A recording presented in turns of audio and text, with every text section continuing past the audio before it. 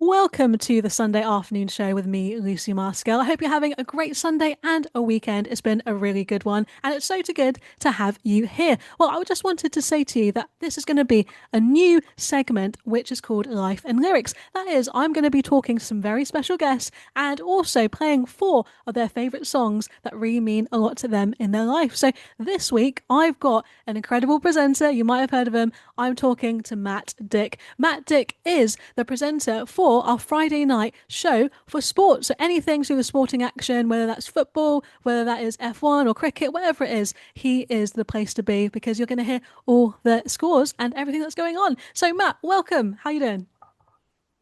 I'm really well. Thank you, Lucy, for having me on the show. I'm really excited to chat and share some of my favorite songs and yeah, just share a little bit of a testimony as well. So really look forward to this time together. Awesome. It's great to have you here. And I know that you're actually very many miles away from me. You're all the way in Falkirk in Scotland. Tell me more about what it's like to live in the Highlands. Yeah, well, so it's central belt between Glasgow and Edinburgh. Born and raised in Falkirk. So it's I was going to say it's all I've known. It's not really. That would be a bit of a lie. But I love it. I love being in Scotland. Being about 25 minutes on the train from Edinburgh, 30 minutes from Glasgow. You've got the best of both worlds. And really, it's kind of great. You're about an hour. You can get pretty much anywhere up to Dundee, down to just outside the lowlands. So it is prime location. I say, yeah, born and raised here, so real family links. In fact, the house where I now stay is one street over from where my dad was born. No Not We didn't way. deliberately plan that, but yeah, so real ties to the area. But yeah, love living in Falkirk. I have spent some time down south. Call it down south. My mother-in-law hates when I say down south because they're from Manchester. So yes, I moved to Huddersfield for uni, and then lived in Manchester for a little bit, where my wife is from, and then we moved back to the Falkirk area in 2019, so just before COVID. So I've been here ever since. Wow, what a story that, Matt. And I can't believe that you live, not too far from where your dad was born. And what are the chances of that? But I guess also everybody in Scotland, I know, they all know each other. So that's also a positive thing. Well, I'm also really interested to find out more about your love for sport and where that started, because obviously it's a very big passion for you having that 2 hour show on Friday. So tell me, like, did you play lots of sports when you were younger, or did you just get into it older? Yeah, I mean, it's been one of those things that has been sort of constant through my life. It wasn't something that was forced on me. I know there can be a lot of sports fans who, you know, mom and dad were sports people, so you had to watch sport. For me, that was never imposed on me. I started enjoying football when I was quite young. Um, my granddad was from Glasgow, so he would support Partick Thistle. So we would almost sort of joke about football a little bit. And fell in love with Falkirk, the Falkirk Football Club, which is it was fairly close to our house growing up. And even now I'm within a 10-minute drive of the stadium. Still go along every week. But yeah, it was never something that was forced on me. It was something that I just fell in love with. And I got into the habit of just wanting to watch as much as I could to learn about as much as I could. The only real sport that my family forced on me, not really, is probably tennis. My mum was a massive tennis fan. My nana was a massive tennis fan. So Wimbledon became like the annual tradition that we had to watch Wimbledon. But apart from that, it was just my desire to watch as much sport as possible. And from that, learned a lot about geography, a lot about international politics. There's so much you actually gain from sport, even back to the basic level of colours and numbers and the language that they use. So it's a real. I don't think sport is advocated enough as a teaching platform. Um, and I enjoyed sport as a kid. I was never any good at sport as a kid. I would sort of run around and have fun, but I was never any good at it. So I would play a lot of stuff, football, badminton, tennis. We did a lot of sport as youngsters, but I was never never brilliant at any of them, but I just enjoyed the sort of physical element of it. And then London 2012 was a real pinnacle for me. As soon as they announced London 2012, I figured out that I would be 21 when it came around. And I figured out my dad would turn, he was 60. So I was like, oh, we're 8 years out from London 2012. Why don't we see if we can get tickets? And Great just idea. posit that idea from as soon as it was announced back in what was it, 2006, I think it was, 2005, 2006. As soon as they announced London was going to host it, I was like, what if we get tickets? What if we get tickets? And we did manage to get tickets, and that really spiraled my love of sport onto another level. But I just really enjoyed sitting there on a Saturday, flicking on the telly, going, right, what's on? Rugby league. I know nothing about rugby league. Let's watch and pick it up, see what we can learn. And I still love doing that. Winter Olympics, Paralympics, Olympic. I love just watching sports going, I know nothing about this. I am willing to absorb as much information as I can. Teach me what I need to know about this sport. So yeah, and yeah, it's a massive, massive passion of mine. I love that background. And it's so great that you could celebrate with your family. I remember when the Olympics came to London, that was huge, wasn't it? It's amazing. Mm. Now, talking about sports, this might be a little bit of a controversial question, although I know all your listeners on Friday night will know what it is. But could you tell us a bit who your favourite teams are? So in football, maybe in rugby or basketball? Feel free Yeah, to so declare it. as I mentioned, I'm a Falkirk fan. Football was always number one for us, and in Scotland, very often it's you have the Rangers or Celtic, and I never got into that. I was very lucky that my dad wasn't really into football, so he didn't really care who supported. My granddad, as I said, was a Partick fan, so he was right down the middle of Glasgow and Celtic, so he would rather I didn't. So it was just a case of who do you want to support, and for me, it was the local team, which was Falkirk. I do have a bit of affinity to Man United, mainly because I was a kid in the 90s when Man United were great. So I started following United about 99 when they won the treble. So a real glory hunter jumping on the bandwagon. I was about 8 at the time. Don't remember that. But I've always sort of had an affinity for Man United. If I had to pick a team from England, it would be Man United that I would follow. But what I've really enjoyed, so I've got family down near Reading. I enjoy keeping an eye on their scores. Also went to uni at Huddersfield, keep an eye on their scores as well. So my main team is Falkirk in football, but I do keep an eye on other teams because yeah, it's great. It keeps me going. And apart from that, I wouldn't say I have an affiliation to any other sporting side. National side, obviously, I want to see Scotland do well in rugby union, want to see them do well in Commonwealth Games, want to see Team GB do well at Olympics. And my wife picked the Denver Nuggets for basketball. Wow. Um, I gave her the open choice, pick a team. I have no affiliation, pick a team. She picked the Denver Nuggets, and 2 years later, they won the championship. So I keep an eye out for the Denver Nuggets, but that's just for fun and to keep my eye on a bit of basketball, give me a bit of skin in the game. Yes, that's really great your wife's got involved too, because I always hear people go, I want LA Lakers to win or New York Knicks, but actually choosing the Denver Nuggets is a real wild card there. I love that. And the fact they won. Sometimes it's the underdog. I remember, was it a few years ago, Leicester City won that cup, and I was so shocked. I think we all were, right? Yeah, definitely. Yeah, that they won the league back. That was 10 years ago this year, and then they won the FA Cup 2020, I want to say. So yeah, Leicester City, a good example of picking an underdog. But I mean, the only disadvantage of picking an underdog, it's really hard to get merch. We were down in London a couple of weeks ago, went into the NBA shop to see what we could get, and there was hardly any Nuggets stuff there, and I was like, "This is real disappointment." But yeah, I love it. It's great. Of course, yeah, all the merch sells up very quickly. And I also am interested to know about whether you've travelled quite a lot, because obviously you're based in Scotland and a lot of matches like you saw in London. But have you ever been abroad or would want to see, like, I don't know, the Olympics or the World Cup or anything?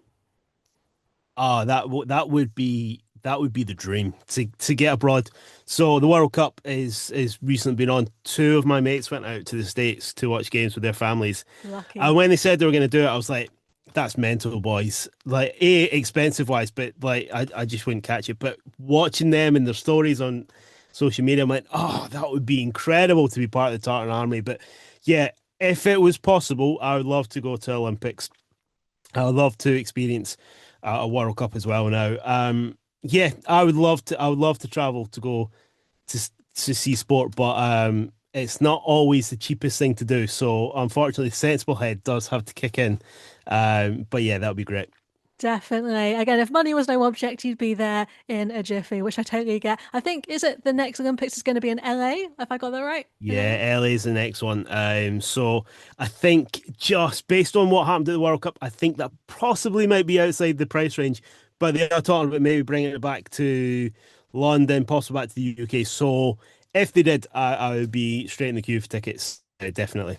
Definitely. If it was in Edinburgh, it'd be just easy for you to pop on the Oh, train, wouldn't it? that would be the If dream. only. With the Oh, Commonwealth Games coming up really shortly in Glasgow, that yeah, it's great. When sport is done well, it's great. I mean, for example, Tour de France next year is starting in Edinburgh. is Coming it? past my place of work, I cannot wait. I've already started advocating at work. We need to do some activity to make sure that we're promoting the Tour de France, but also we're free when it comes past. So yeah, so just knowing the sporting calendar is great. Oh, of course. And then, like, imagine you on your bike trying to catch up to the Tour de France. I've never Yeah, heard that I it won't. started I there.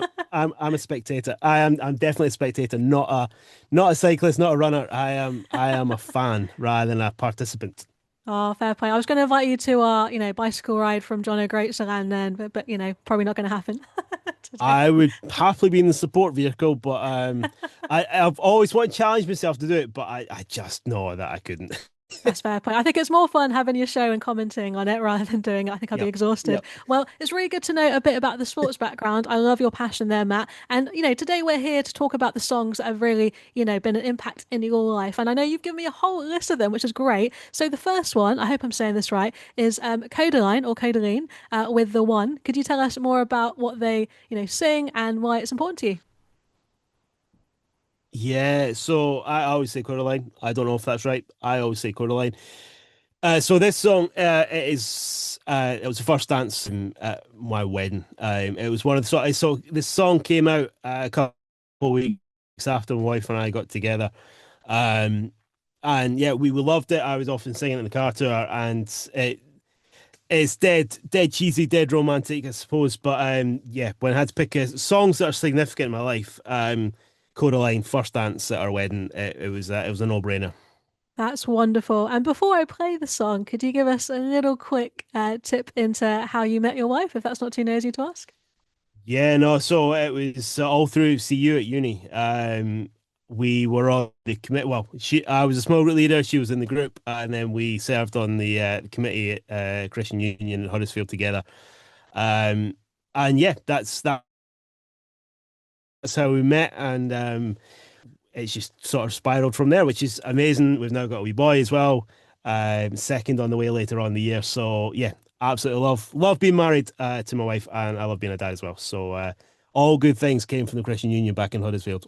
They did. That's amazing. And congratulations on your two children, one coming up. Well, we're going to be playing Matt's, favorite song. Well, one of them. This is Codaline, and this is The One.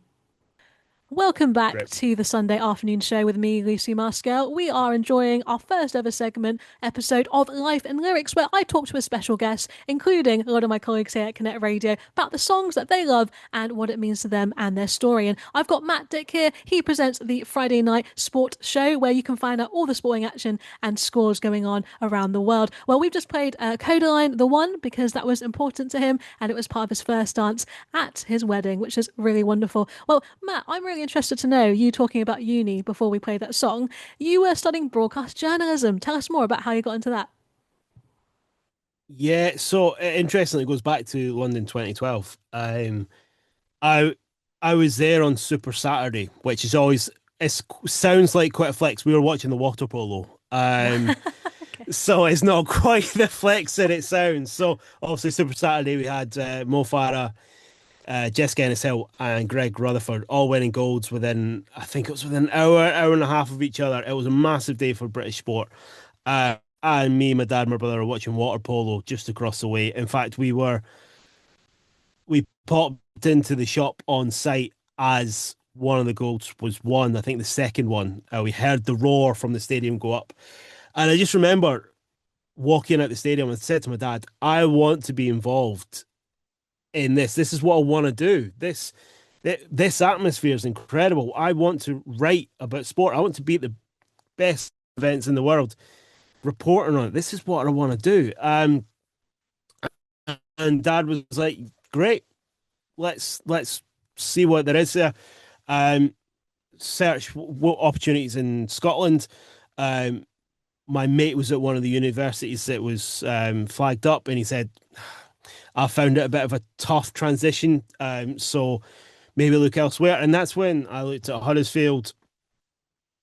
My dad and I went down for an open day, and it's one of the where I really felt God's presence say, "Bang, this is," and I just felt God saying, "This is where I want you to be." There was nothing more than that. And I'd gone to uni before, and it all sort of failed dramatically. But going to Huddersfield, this felt God saying, "You've carried this failure for a while, but I've got you. I'm here, and this is where you're meant to be." Which was really just it just filled me with a sense of peace, which was when I knew it's where I was meant to be, which was incredible. And so from there, everything sort of fell into place. I got us placed doing sports journalism at Huddersfield, and that's where the journey really started. I loved my course because it was basically the opportunity to sit with a bunch of guys. There was three girls at the start of our course. Only one managed to finish the first term, so it was mainly a group of guys just chatting sport and learning the skills of broadcasting, writing, TV, and radio. And I had an absolute ball. I absolutely loved it. And it got into my final year, and we had a project to do, and I was pretty good at the written side of it. I enjoyed the television side of it, but the radio side was the weaker element of the three.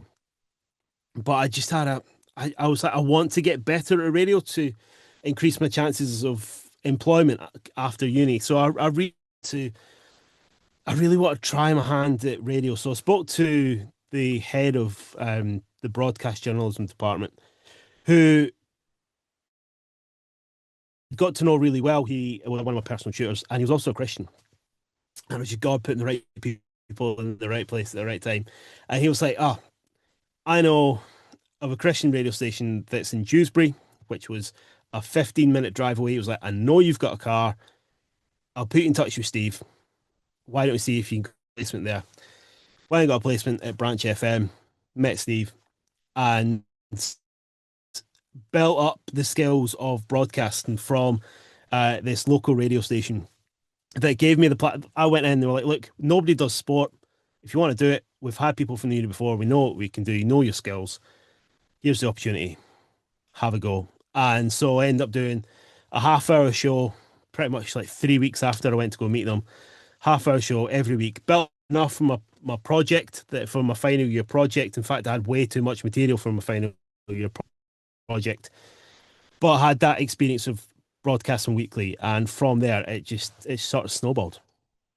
That's incredible. And it actually happened so fast. What a great lecturer that he recommended you there. And it was up the road. Like you said, God Yeah. wanted you to be there. That's amazing. And broadcast journalism is really fun, actually. I can imagine you can obviously use that for radio, TV, and also newspapers as well. So it's very broad. So did you end up after that going from Branch FM? Did you find another job that was sport related after that? Or was it more, again, radio based?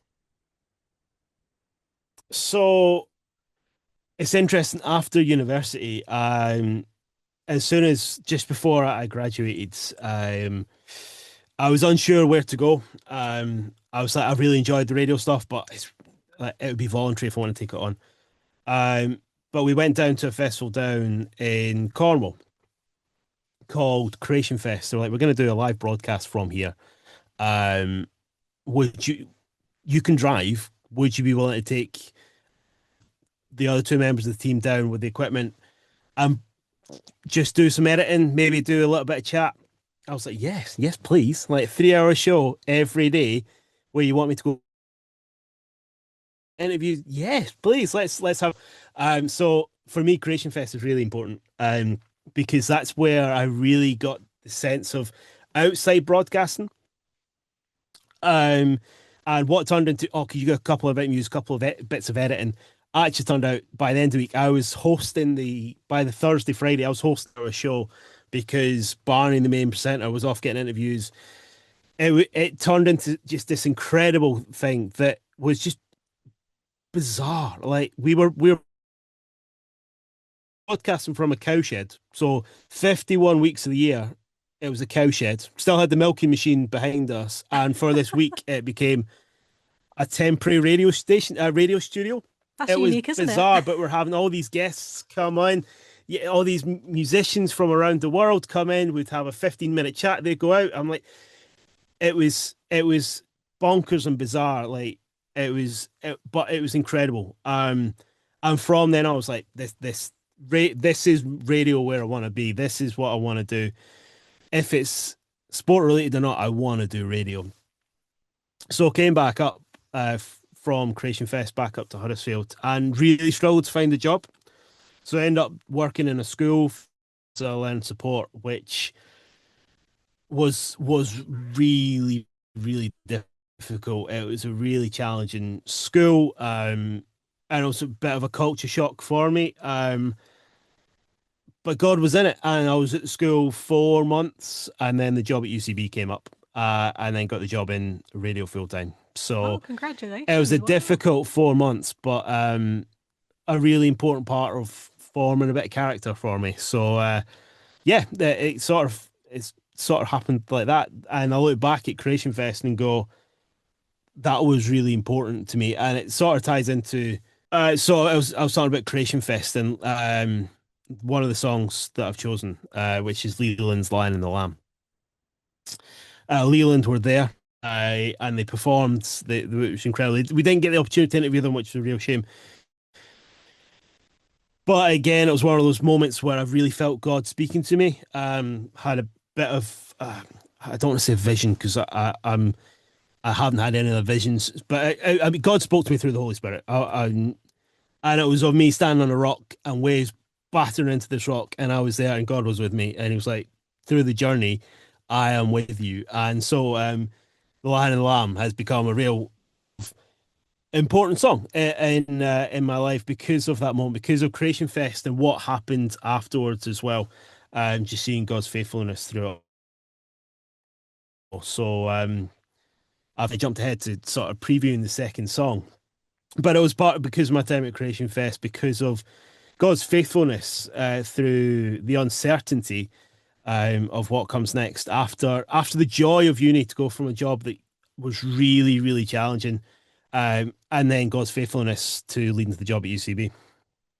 Excellent. I really like that contrast that you had because I think it really was outside your comfort zone, and yet you felt God wanted you to be there to, grow your character, but also see how different people live because having learning difficulties is not something that's, easy. But I also think it's great that you got to be at Creation Fest. I know that Creation Fest is a big music festival, but also there's lots of fun activities there down in Cornwall. It is the final year, I believe, this year, and so it's great you got to be part of that. Now, we are going to be playing that song that Matt mentioned. This is Leland, and this is The Lion and the Lamb. That was Leland, and that was The Lion and the Lamb. It's such a classic track. I love that. I sing that in my church most weeks. But also, it's a real signature soundtrack for Matt Dick's life, my special guest today on the Sunday afternoon show. Well, it's really good to know, Matt, that you've had such a strong faith, it sounds like, throughout uni and you being at Christian Union, and then obviously meeting your lovely wife. Could you tell us a bit more about, your faith journey? Did you grow up with it in your family, or is it something you discovered later? Yeah, so I think I was really blessed that we were brought up in a Church of Scotland church that was just down the road from our house. Mum and dad were really involved. Dad was an elder. Mum was involved in a lot of stuff. She was involved in Girls' Brigade when we were growing up. So church was a real important part. It was there. There was no negotiation we're going to church on a Sunday. Church is the most important part of the week, and it was a brilliant village community church. And I think as I've grown up, I really look back on my childhood through church, going how blessed I was, like how lucky I was to have that experience, being able to learn biblical truth at a really young age, learn the stories about who Jesus is, who God is, how he's transforming lives, learn some of the built-in hymns that should be played on the organ, learn some new ones as well. So I'm really was really blessed to have been brought up in probably quite a traditional church, but a Church of Scotland church that was great, and had the local community at the centre. So yeah, a real blessing that my whole family are church going. Um, so it was one of those things that we go to church on a Sunday. That's how it is.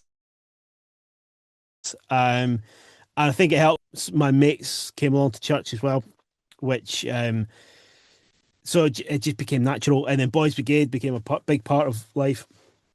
So it was Boys Brigade on a Friday night, church on a Sunday, and it just was natural. Reading Bible stories at home, reading the Bible at home, playing worship music at home.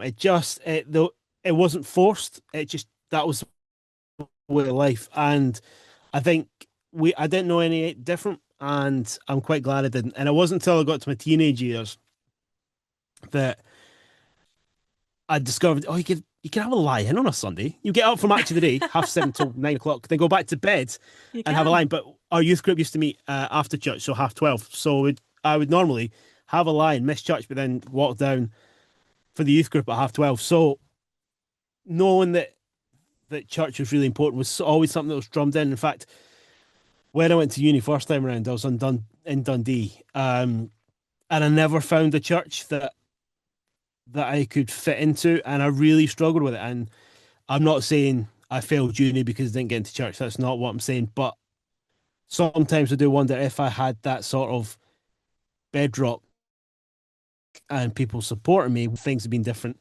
Possibly, it would also mean that life hasn't panned out the way it has, and I'm very glad that it has. So I think for me, with that experience, when I went to university in Huddersfield, the first thing for me was I'm going to find a church. I need to find a church. That's really, really important. Haven't had that experience where I haven't had a church. I need that community, and I was really lucky that one of the guys at Halls, I got really friendly with him really quickly. Ben, big shout out to Ben because he had such positive impact on me. He was one of those guys that was like, "You want to find a church? I will find a church with you. Let's go together. Let's be pals. I'm not gonna let you get away. I'm not gonna let you slip and slide." And he's a top lad. I absolutely love Ben. And without him sort of just prompting me along each week, going, right, where are we going this week? What about this one? You try this one. We found a church probably just probably at the January time. My first year was where I really settled in a church that was completely different. A really Pentecostal church, was very different from my upbringing, but actually where I felt really free and could really explore different things about faith, about the spirit, and I loved it. The expression of worship was much freer. So yeah, uni really shaped me in my faith, because I got really involved in the CU. It was one of those I'd had the experience before. I didn't need to go out on nights out every day of the week as I did in Dundee. It was a chance for me to really dig into my faith, for me to go, right, God, I'm putting you first. You've brought me to here to Huddersfield for a reason. I know you're here, so I'm going to dig in too. And yeah, with it, Huddersfield really changed me in a great way, and I think I learned how how to share my faith naturally. So I, I was really lucky that my housemates from first year were really. I was worried about telling them about my faith, but actually, when I told them, like, all right, cool, you still going to come out on Saturday night? I was like, yeah, I'll still come out, but I just know that on Sunday morning you won't see me because I'll be at church rather over in bed. Wow, I'll what a great still, I'll witness. still, I'll still be pals with you. I'm still going to do exactly what we've done for the last 4 weeks of Freshers Week. But for me, church comes first. And I lived with him again in second year. And I don't know if it was Ben's influence or just the way that I was like, right, Six Nations is on. I'm inviting guys around from Christian Union. Feel free to stay in their a massive living room and we'll watch it together. Just they got used to people from Christian Union and it just became really natural about sharing faith.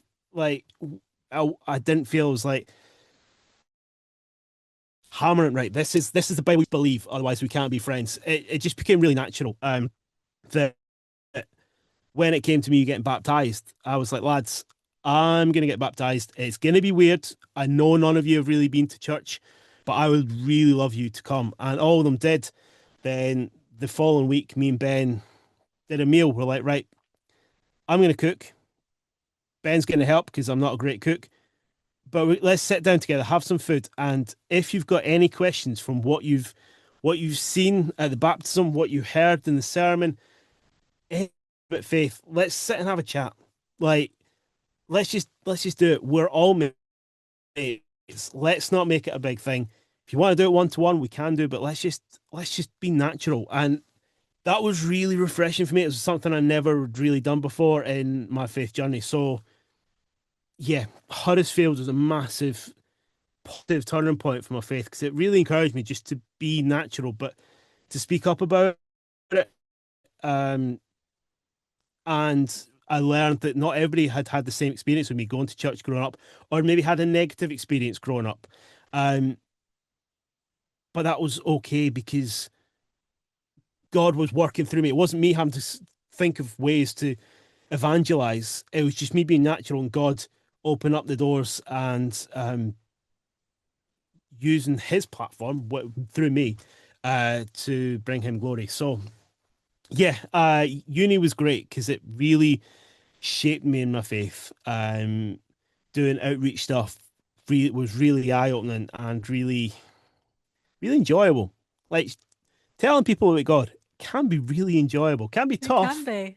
but it can be really enjoyable because I think it's not for our glory and it's not for our benefit, it's for God's. And having that lens of perspective is can be really helpful. It can. Well, what an inspiring part of your story, Matt. I love hearing how, you were just so natural in your faith and what a blessing it is that you've actually known God for all your life. And, Mm. many people can't say that, but actually you knowing his presence and his direction is such an amazing thing to happen. Well, we'll come back right after the break, but we'll be then back talking about your rest of your two songs that we have, which I can't wait to share. So stay tuned to Konnect Radio, and this is the Sunday afternoon show. Welcome back to Life in Lyrics, the place where you're going to listen to some great guests and talking about all the special songs they love that have really brought them to faith and also having a life that is filled with adventure. You're listening to the Sunday afternoon show, and my name is Lucy Marskell. Well, we've got Matt Dick here, and we've actually talked about his two songs that have meant a lot to him. We've had Codaline with the one, we've had Leland, the Lion and the Lamb, and the next one is going to be, what is it, Matt? What are we going to play next? It's Matthew West's "Don't Stop Praying." There's been some really, really great songs in the last couple of years, and I was toying with Brandon Lake. I'm a big fan of Brandon Lake, but he seems to be popping up everywhere. Everywhere you turn, Brandon Lake is there. It's not a bad thing, but I've become a massive fan of Matthew West. I think his lyrics are amazing. His musicality is brilliant, and just the way he ties sometimes a little bit of humor in there, a lot of just humanity into his lyrics. I think he is a phenomenal artist. So it was really tricky trying to narrow it down to four. But Matthew West, I was like, I need to have him on there because some of his Christmas stuff is brilliant. But the song that I've chosen is "Don't Stop Praying" because it's so true. Like whatever we're going through, we should turn to prayer. Like it's just such a great reminder. And I don't know if it's just the way my playlist works or the way that God works, but whenever I seem to be reminded of that, this song just seems to pop up. So yeah, so I chose it because I think I might need to be reminded of it again. And it's always great to be reminded. Whatever you're going through, highs of life, lows of life, just a normal day. Turn to God in prayer because He is in control of it all. That is a really wise word there, Matt. Thank you so much for reminding us that we need to pray. So this is Matthew West, and this is Don't Stop Praying. That was Matthew West, Don't Stop Praying here on Konnect Radio. I hope you're enjoying the incredible songs we're having with my special guest, Matt Dick. He presents the Friday night show all about sport, so you don't want to miss that every Friday at 6 p.m. Now, I wanted to really talk about all your time at UCB because, Matt, I know that that's a connection to Gareth Cottrell, who started Konnect Radio. Were you there at the same time, or did you cross paths, or were you We, ships in the night? no, we were there at the same time. In fact, we used to car share. So radio pretty much since the start, when Gareth was like, oh, I've got this idea. What do you think? Gareth might disagree, but I think I've been there since the start. So yeah, so as we mentioned before, not long after uni, probably about 4 years, 4 months, sorry, after leaving uni, I got this job at UCB. Really, really fresh radio presenter, and they just gave me the scope to to do what I wanted to with the afternoon show on UCB2, which was such a blessing, such a privilege, and such an honor, really. And I learned so much. I'd sort of picked up the craft at Branch FM, but really at UCB, it was the chance to enhance it and get better at it. Like there is a knack to doing a half-hour recorded sports show where you put all the editing together, pull the music in, pick the songs. There's a knack to that. There's a knack to interviewing somebody. There's a knack to editing that I've learned through different stages of uni and Branch FM. But to put it all together into the melting pot of you're also live on air every day from 1 till 4 just means you get better. You've just got to keep tweaking. You've got to constantly sort of evaluate going, that didn't work, but why? Who'd be a good guest for this slot? And it really pushed me in my craft, I would say, because I I think I was fortunate we didn't have producers as well, because that meant that you had a slot to fill every day. So you've got to come up with the material yourself. You had the freedom then, I guess, with that. There is the freedom. There's also a little bit of pressure to go, right, you've got to think about what's coming up in the next link, plus what's coming up in the next hour, plus what's coming up next week when you've got to fill that. So it was a real opportunity for me to learn all the skills of being a presenter, also producer as well, producing yourself. But it was a fantastic time, UCB. I really loved it. Met some phenomenal people, some really highly skilled radio presenters who were incredible people of faith. Met some phenomenal people who listened, and who really enjoyed being blessed by what we did. I think that was something that surprised me, was the listener engagement and the bonds that were made. I was only there for 2.5 years, but I had people get in touch every day, wanting to be part of the quiz, wanting to find out more about the feature, wanting to find more about the books. In fact, there was one guy at my church in Manchester at the time who was a listener who would get in touch for the week, and then on Sunday he would come up and go, "Oh, I didn't email you on Thursday, but that was brilliant." I was like, "Alan, mate, thank you for that." That little bit of encouragement. So, yeah, UCB, it was a real opportunity for me to become a better radio presenter, for me to become a better human, to share my faith in a way that I hadn't thought of all those years ago back in London 2012. And it was great. And as I said, Gareth and I were there at the same time. In fact, we used to. So he was on UCB 1 in the afternoons. I was on UCB 2 in the afternoon. So we'd be through the studio, through the glass, Brilliant. broadcasting. I wouldn't say rivals, because Gareth would win it hands down. But So modest.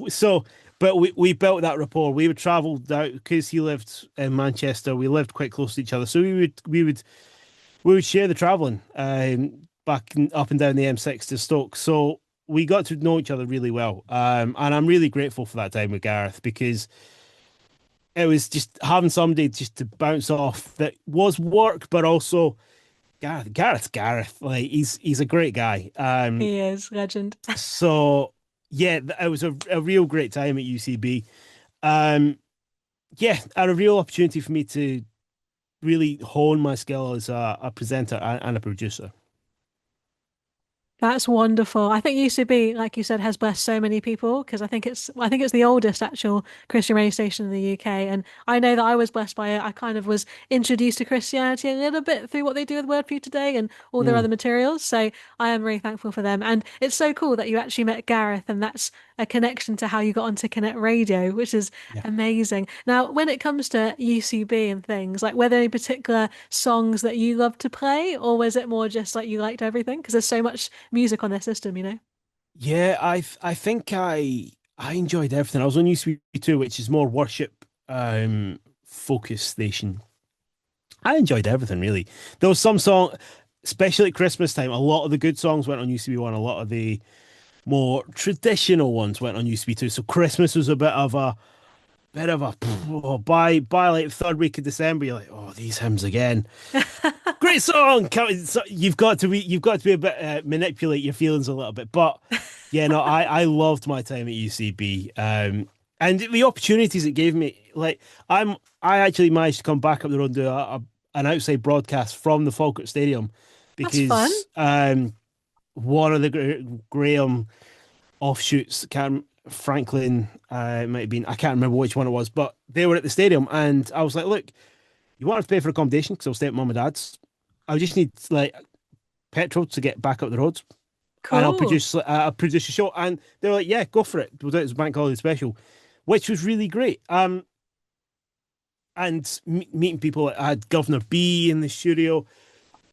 I had some great guests. That just that level of exposure was brilliant. And again, it really just made you a better radio presenter. Made It you does. And well made, done for made doing that, for the bank holiday aspect. I love that. Carry on. yeah, What were you going to say? it was great. It was great just having that level of freedom, but also they knew the limits of what they could do. But we've seen they've sort of got better, bigger since I left. Not saying that's anything to do with me leaving. They've got better, but yeah, it's great. And I think even though we are a different station as Konnect Radio, we can still promote and bless and pray for UCB, for Of course. Premier, for all the others like Branch FM, the smaller ones that are doing great work locally. I think that's where we're different as radio stations. That there isn't that rivalry. We're all doing God's work. God is being glorified through all the output. He is. So let's not make it into a fierce rivalry. God is working in incredible ways, changing lives through those different mediums. So, yeah, I think that's important to say as well. I think it's important to say we're all on the same team and we both love God and we love music, which I love. And my last question about UCB, just because I'm curious, I used to be on Premiere, so UCB is obviously quite different in terms of where they are in Stoke-on-Trent. Which guest do you feel like stood out for you? Like, were there any particular guest you loved interviewing? That was such a joy. Oh, that's a really good question. I think I mean, I mentioned though, Governor B was Dick. I had an hour with Governor B in the studio. That was pretty cool. He was just really like off air was great. On air was brilliant. Um, but yeah, I interviewed the guy that wrote The Shack Oh, when the William P. film came Young. out. Yeah, I Wow, got that's an interview huge. with him. Pam Rhodes, I did a Oh, thing with her wow. over at Christmas. Um, yeah, Steve Legg, the legend, Steve Oh, Legg, the I got to lazy interview. leg. He had a show actually on Connect, didn't he, before he passed, but He he was a did, real he amazing did. guy. So I had a monthly sort of feature with him, which was great. And in fact, I mentioned my tutor. I didn't interview my tutor, but he was actually a guest on UCB1 at the same time. So I No got to way. meet with him again, which is dead cool. Oh, Um, Warren Evans from the Sports Gladiators. Chaplaincy. Yeah, No, it's from Sports that's the Chaplaincy. one. He was sort of doing my dissertation, so he would come down every now and again. Yeah, so there was some brilliant, brilliant guests that we got the privilege of chatting to. sports perspective, Joshua Boazzi was one that I was really pleased to get. So he won silver, I want to say, at Rio 2016, and I managed to get him on the show not long after that. So I've always kept an eye. I'm not a massive boxing fan, but I always keep an eye out for Joshua Boazzi, mainly because he came on my show, which is pretty cool. Guess you came on your show. That's awesome. And I think, maybe next time on your Friday night sports show, you'll have Tyson Fury, Anthony Joshua. That would be huge, wouldn't it? It would be. It would definitely have to be a pre-recorded because who knows what they might say. But yeah, could be So interesting. true. I love what was it, At Home with the Furies on Netflix? That's very funny. And Anthony Joshua's just great as well. Love him. Now, I want to go on Mhm. to your fourth song because I think it relates to the next part of your life story. You were talking about how you UCB, you were there for 2 and a bit years, and then you went to a different station. Tell us more about that. Yeah. So this the story behind it is just God really at work. In my wife's life. So we were whilst I was at UCB, we were staying with her mum, and her sister, and her brother, I think, was there as well. My wife is one of six, so try to keep up with who was in the house. But basically, it was carnage. Great time, but we didn't have the space for ourselves, basically. Um, and my wife was working part time at a shoe shop, and she said she made the mistake of praying. We'd been toying with the idea of moving back up to Scotland, and my wife prayed. It was a quiet day on the shop floor, and she said, "God, if you want us to move to Scotland, there's got to be a job for me, for her." And God answered that prayer immediately. She looked on the website for the shoe company, and there was one job in Scotland that was a permanent. There was one job. It was a permanent job in Falkirk, and she was like, "Right, you've answered that prayer, but too specifically, God, for it to be a coincidence."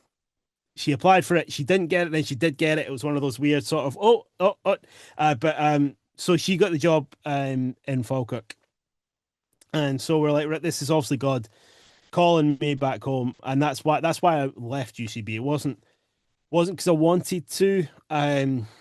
We just felt that it was time for us to come back home, partly because of some family health stuff, but to be closer to family as well, my family. But it was a big decision to leave a job that was seemingly the pinnacle of where I was at, but it meant that my wife was. I mean, God answered her prayer, and it's very hard to say no to God. And if you do, um, you probably will end up where you didn't want to be anyway. So yeah, so we moved back up to Falkirk. For a wee while, I worked for a television company through in Edinburgh, which was interesting. Another chance for me to pick up the skills I'd learned before. And again, it was one of those that it was freelance, so there's a lot of pressure on you must deliver 2 stories a day plus get into the studio to edit them. And it was one of those we prayed. My wife said he's not enjoying it. It's getting quite stressful. May the contract finish. And I was praying, Lord, I want to keep going. I want to keep my hand in this. And it was one of those that God answered at the same time. I got a phone call the day after praying that, and the head of the station said, "Look, we love what you're doing. We working hard, but we're actually wanting to try some new people. So your contract will be ending in at the end of the week on Friday." I was like, "All right, no worries." Got home and we were like, "Right, well, God somehow answered our prayers at once, which was really cool." Um, and I mentioned the event at the Falkirk Stadium, the Graham event. There, I'd met another station manager of a radio station in Scotland, and I hadn't heard it. He was trying to sell the station to me as this big rival of UCB, and I was like, "Mate, I'm not buying this. I'm not buying it." But yeah, come back up the road. One of the guys at UCB who did a lot of engagement with other stations around the country of this radio station in Scotland. I rocked up, and it was the same guy. No way. Small I world. was like, "Oh, well, let's see how we get on here." And we had a chat. He was great. There was none of that rivalry that was there, and that was Revival FM. What's Revival Um, FM for people who've never heard of it? Because it's a cool name, but Yeah, what do they do? Revival FM. It was a station, a Christian radio station set up by a church in Cumbernauld, which is on the outskirts of Glasgow. Initially, just as sort of a radio platform to share the Easter message. Back in the late 80s, set up to share the Easter message. They had a license for 4 weeks, I think it was. And from then, they actually got a group of people from church, and it became a local radio station, which covered Cumbernauld and then moved into Glasgow as well. So it grew. It was serving the people of Cumbernauld and Glasgow as local radio, but also Christian radio as well. So, yeah, that was Revival FM in a nutshell. Fantastic. And your last song, the fourth choice of Life and Lyrics, is Danny Goki's Be All Right. So how is that connected to your life story?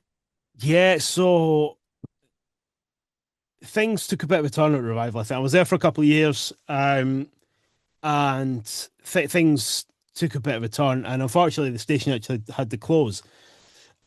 But whilst things were looking really tricky, this song came out by Danny Goki, Evan Kraft, and Redimi 2 is the Spanish artist that's on it.